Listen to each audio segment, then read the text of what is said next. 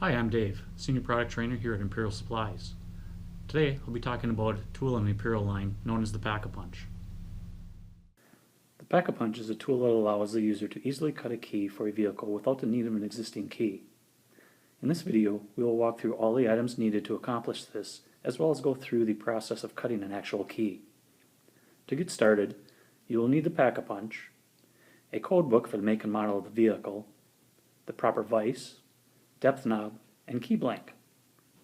The codebook will also give you valuable information such as the codebook series it covers, the key blank number, and the correct vise and depth knob to use for the particular key. In this example listed here, we can see that the codebook is used for Freightliner Series Century Class, modeled years 1996 and up, covering codes from FL1 through FL262, using a Y157 key blank along with the CO2 vise and 525 depth knob. The last thing needed would be a key blank to cut. Key blanks have a trade number that identifies them. This trade number may or may not be printed on the blank. If you are unsure about the trade number that you need, contact your Imperial representative with the year, make, model of the vehicle, and they'll be able to assist you in identifying the correct blank. Let's talk a little bit about the vise. The vise is what holds the key during the cutting process and ensures an accurate cut. As we can see in the picture, the vise will come with its part number stamped on the face. In this case, we see we're using the CO2 vise. Along with the vise part number, the depth knob number that needs to be used with this vise is also stamped on the vise face. In this case, the 525 depth knob should be used.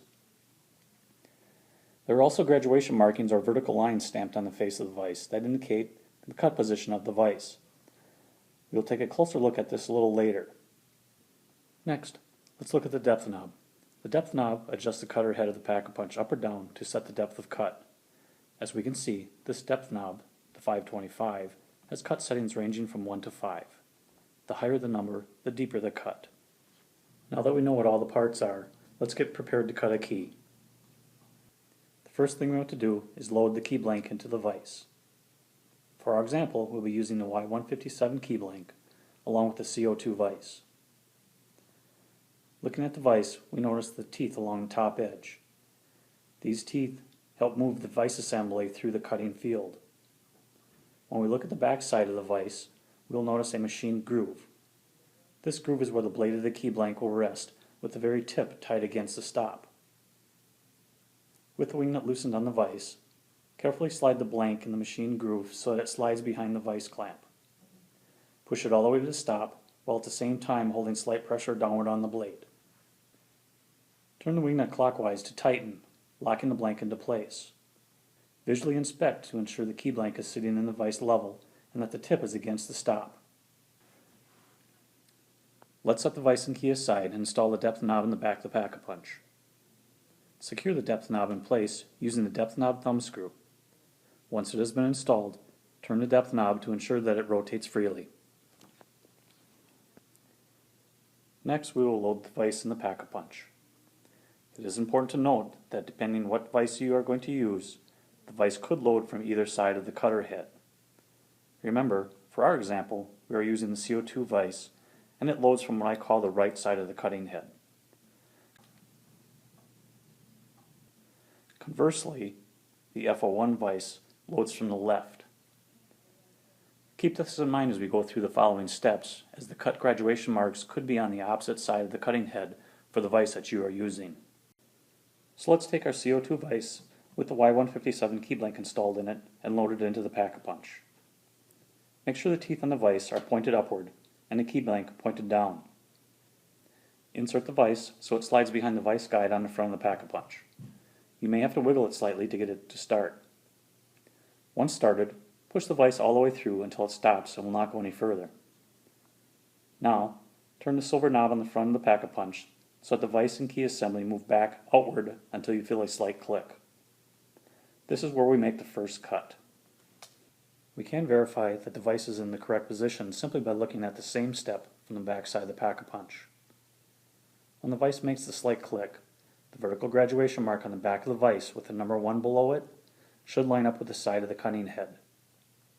There will be one of these graduation markings for each cut position for the particular key blank. In our example here, there will be 7, 3 on one side of the cutting head and 4 on the opposite side.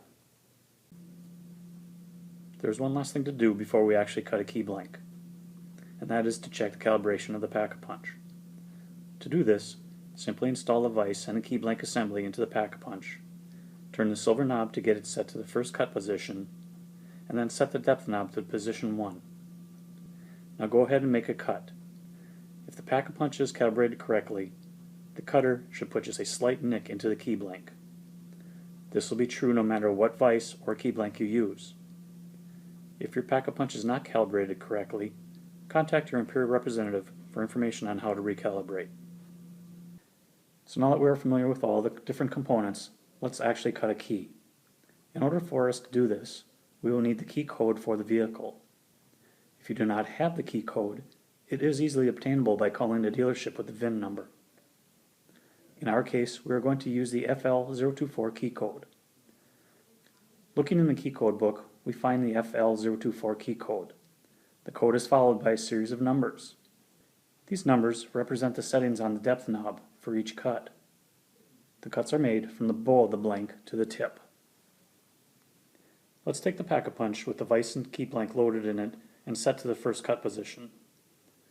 According to the code, our first cut should be at cut position 3 on the depth knob.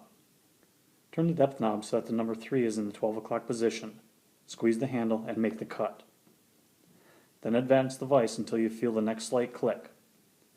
Set the depth knob to cut position 2 and again squeeze the handles and make the cut. Repeat these steps all the way through the code. When you have made the final cut in the code, you are done, unless of course you are using a two-sided key like in our example here. Then you will need to remove the key blank, turn it over in the vise, and repeat the same cuts that were just made. By following these simple steps, you can successfully cut a new key for any vehicle. If you have any questions or concerns about the use of the pak-a-punch, contact your Imperial representative and they will be more than happy to assist you.